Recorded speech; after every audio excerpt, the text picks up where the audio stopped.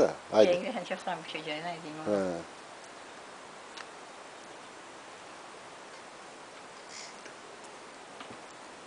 Salam söyle gelinen de. Ben geline salam göz, torunlarıma, gelinlerime, Cem yengeye, Yusuf abi, hepsine çok salam göz, Ayşe'ye, Heh. Arife'ye, selam, hepsine çok salam göz. Tamam hala. Aleykümselam. Hepsini gözden yaparım, büyüklerin evlen çıkan gözden yaparım, dik. Tamam.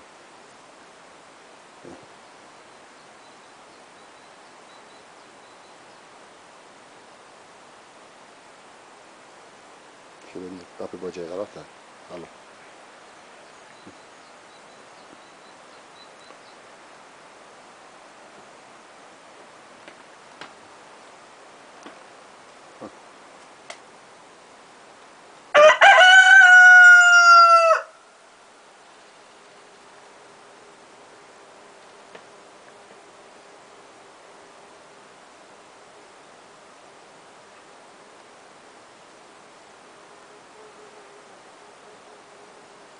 Dayım da gelmedi. Dayım gelse dayımı da alırdık hala.